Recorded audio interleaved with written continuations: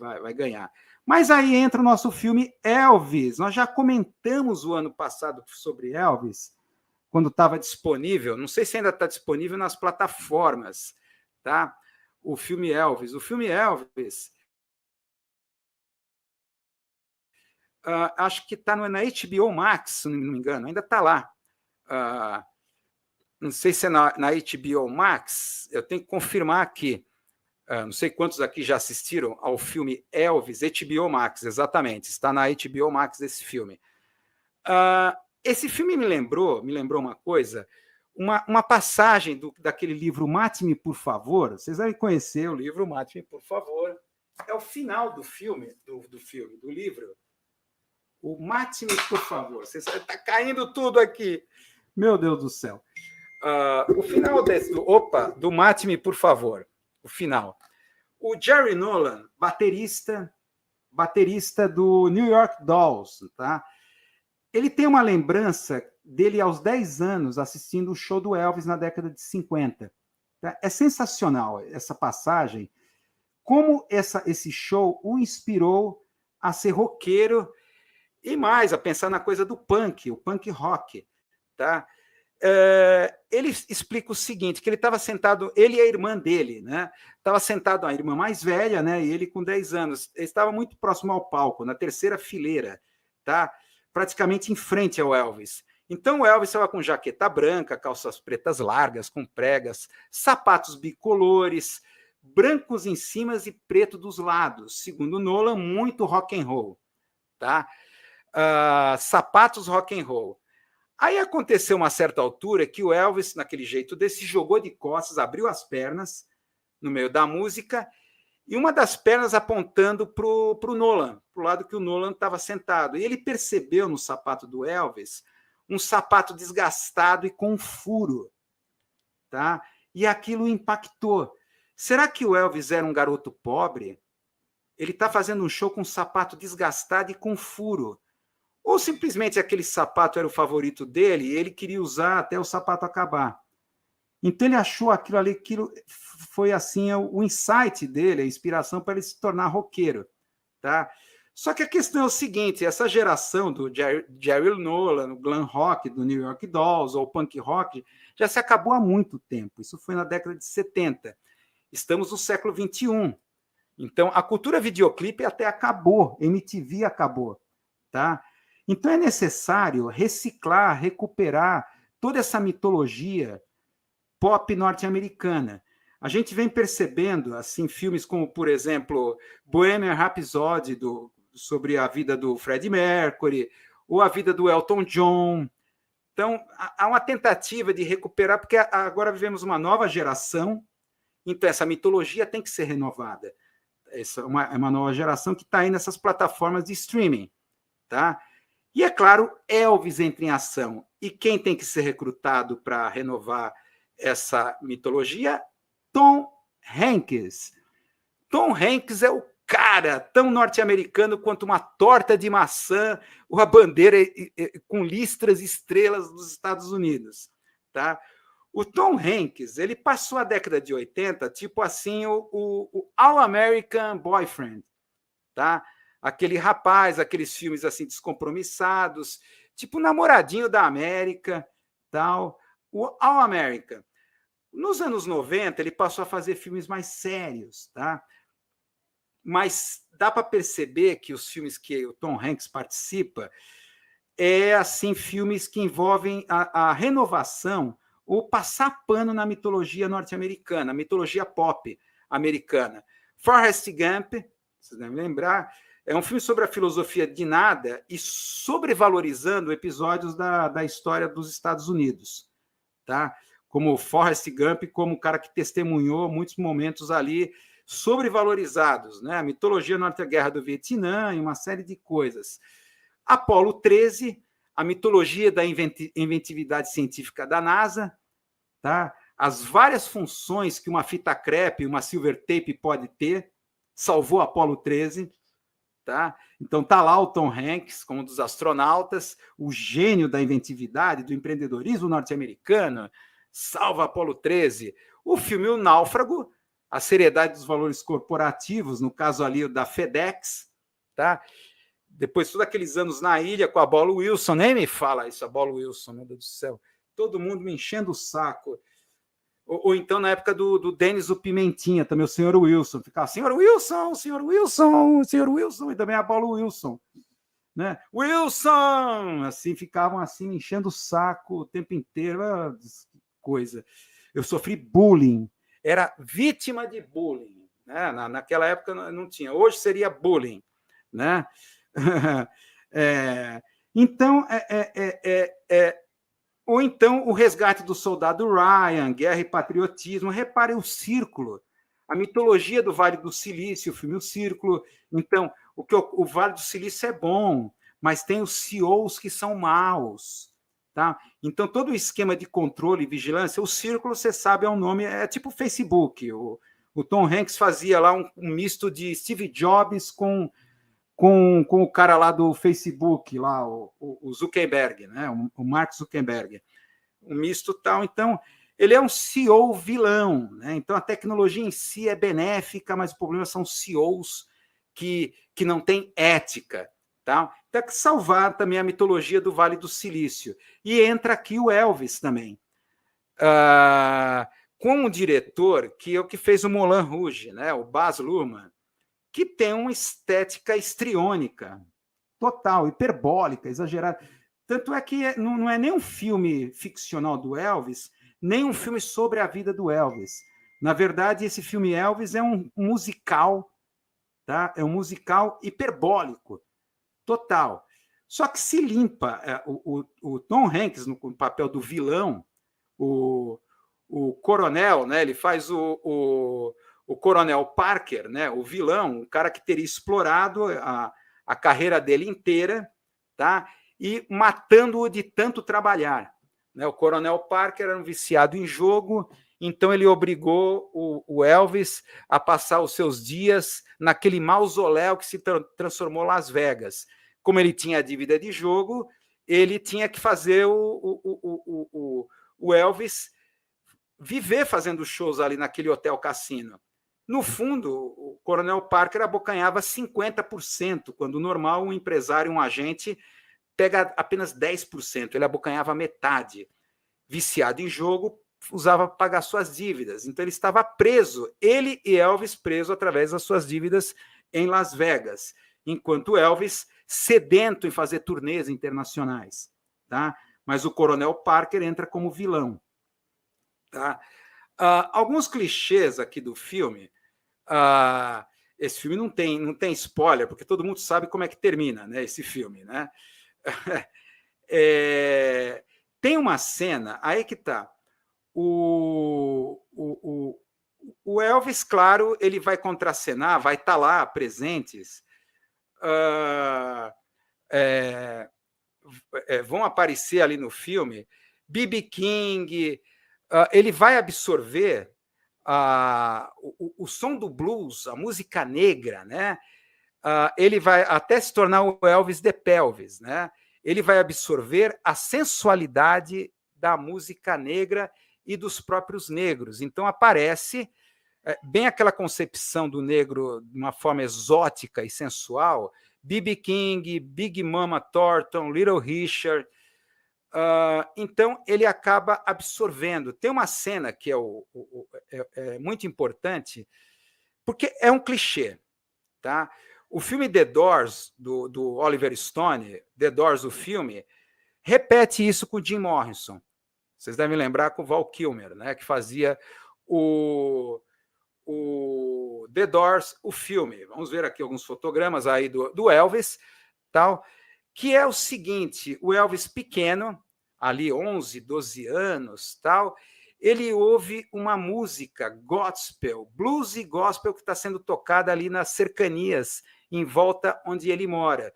Junto com os amigos, ele vai curioso ver o que está rolando. Ele vê uma performance assim emocionante, That's Alright Mama, tá? Uma sessão de música gospel. Aí o menino Elvis, ele entra no local onde todos os negros estão lá dançando e meio em transe com essa música gospel, That's Alright Mama. Então, ele entra numa espécie de epifania musical. Então, ele é como possuído pelo espírito negro do blues. O Oliver Stone utiliza esse mesmo recurso no filme The Doors, tá? Em que o Val Kilmer teria sido incorporado para um espírito indígena, transformando ele no Rei Lagarto, num episódio em que o Jim Morrison, quando era pequeno, a irmã dele já falou que isso não existe, nunca existiu essa passagem, de que ele, de carro passando pela família, viu um acidente, um caminhão desses que levam boias frias, todos indígenas, capotou, vários índios mortos, então ele passou e viu aquilo, e de repente um espírito de um dos índios incorporou nele. Então, a partir daquele momento, seu destino já estava traçado, ele iria virar o Rei Lagarto, né? É bem essa coisa de que... Então, na verdade, o vilão aqui, o Coronel Parker, ele entra... O que era uma relação simbiótica entra como uma relação abusiva. Na verdade, na real, o Elvis vivia uma relação simbiótica com o Coronel Parker, tá? Drogas, sexo, traições intensivas com a sua esposa, traindo a sua esposa. Isso até en passant é colocado no filme, mas, na verdade, relações simbióticas, inclusive com o governo norte-americano. Tá? São 3 detalhes que são limpos desse filme, da vida do Elvis. 3 detalhes desconfortáveis para um mito como foi criado do Elvis, né? Primeira coisa, a gentrificação da música negra. Tá? Gentrificação da música negra. Já é sabido naquele momento, ali a década de 40, 50, que a ascensão musical negra já tinha virado um incômodo cultural para os brancos, que estavam no poder, claro, a hegemonia branca. Então, o jazz já tinha sido domesticado. A gente já falou aqui numa live sobre o Louis Armstrong.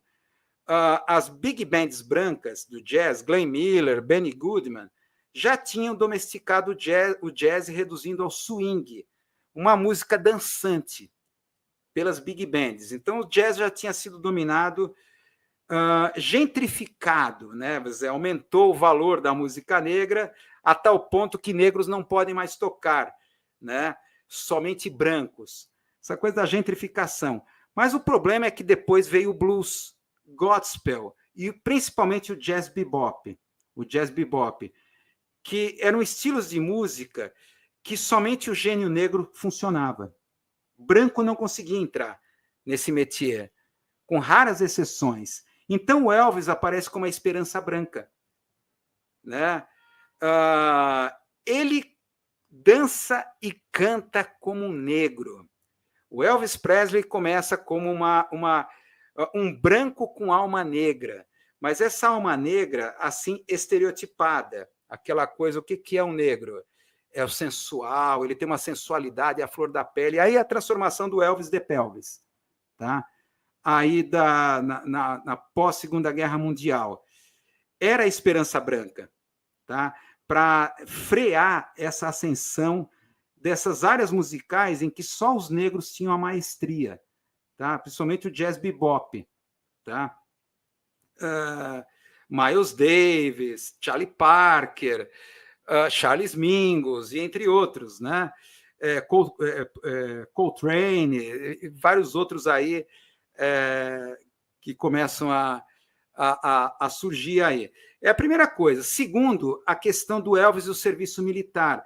É colocado no filme aqui que o Elvis foi o Coronel Parker que colocou para tentar livrar a barra dele, porque essa coisa de um branco dançando como negro, então, principalmente lá ao sul dos Estados Unidos, estavam perseguindo ele. Não, você não pode se requebrar assim, parece um negro.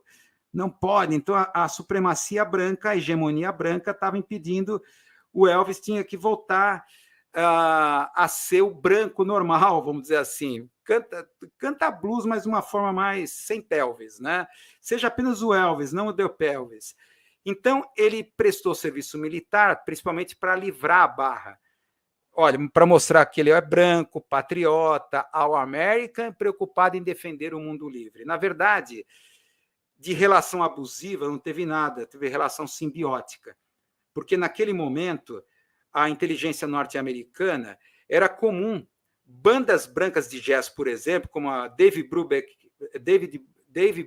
Quartet, por exemplo, era utilizada como operação psicológica em grandes turnês pela Europa, pela questão da Guerra Fria e a questão de manter a supremacia da cultura pop norte-americana no território europeu. Tá?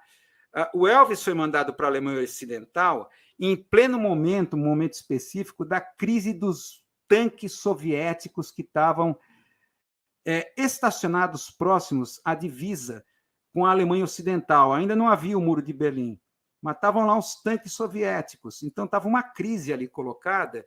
Então, mandaram Elvis como uma atividade que era comum, né? Mandar artistas americanos de sucesso para lá para fazer a média. Olha, os alemães ocidentais não ficaram olhando lá para o mundo oriental, mas olhar para o mundo ocidental e para a cultura pop norte-americana. Tá? Aquela coisa que os nazistas já faziam. A cada país invadido, eles levavam rolos de filmes alemães. Né? O Bastardos Inglórios nos mostrou muito bem esse modus operandi, né? Das operações psicológicas nazistas, que os americanos aprenderam e que também começaram a utilizar. Então, se deu muito bem o Elvis Presley. O Elvis Presley não foi obrigado, não. Ele tinha uma relação simbiótica, inclusive com o governo. Tá? É claro, isso tem essa outra coisa, né? Então, isso começa a tornar essa coisa do serviço militar, tal, assim como uma coisa asséptica. Tá? Outra coisa que é muito inconveniente, na verdade, Elvis conheceu a sua esposa, a sua futura esposa, Priscila, quando ela tinha 14 anos, tá? Em épocas politicamente incorretas, tal. Então, isso atualmente pegaria muito mal. Então, o Elvis conheceu na Alemanha quem seria sua futura esposa quando ela tinha tão somente 14 anos, menor de idade. Elvis fez mal para ela na Alemanha, né? Menor de idade. Tá? Tudo isso a gente está falando sem falar que depois, né, virou um fantoche nas mãos do presidente Richard Nixon, republicano, o Elvis, né? Para fazer toda aquela campanha lá, para ir contra a campanha, contra a guerra do Vietnã. Tá? O Elvis também foi utilizado, né, como uma espécie de desviar a atenção, né, da guerra do Vietnã. Então, claro, e sem falar, aí entra o papel do Tom Hanks. Tom Hanks, quem é o Coronel Parker? Era um embuste. Na verdade, o cara era holandês, não tinha cidadania alguma, e, na verdade, entra um outro clichê dos clichês, né? Tudo que é ruim vem de parque de diversões e circos. Tá? Coronel Parker era um empresário que veio desse mundo, dos espetáculos, parque de diversões e circos, claro, circos daquela época com shows de aberrações. Então, no cinema, claro que só pode vir coisa ruim de circo e parque de diversões.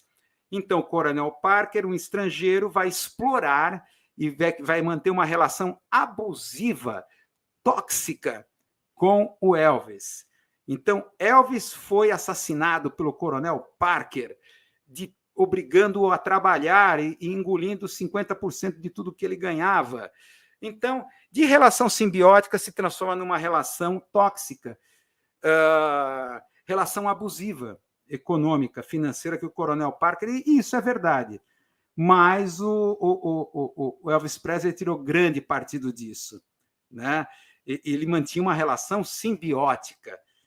Tá? Ele estava nas mãos do Coronel Parker, mas é claro que isso livra a barra, a mitologia do Elvis é mantida incólume, é renovada, e Tom Hanks, mais uma vez, cumpre o seu papel, né? Aí como vilão. Né? Então, o vilão, você vê aquela coisa, tudo que é ruim vem do estrangeiro, aí o holandês, ele destruiu o puro sal da terra, o Elvis, né? Que incorporou o espírito negro do blues, depois aquela epifania religiosa musical, né? That's Alright Mama, que ele canta aquele gospel e ele entra num frenesi, numa alucinação. Enfim, o Tom Hanks é isso mesmo. Toda vez, filme do Tom Hanks é ficar com o pé atrás, né? Aí vem passação de pano, né? Para manter firme a mitologia norte-americana. E por falar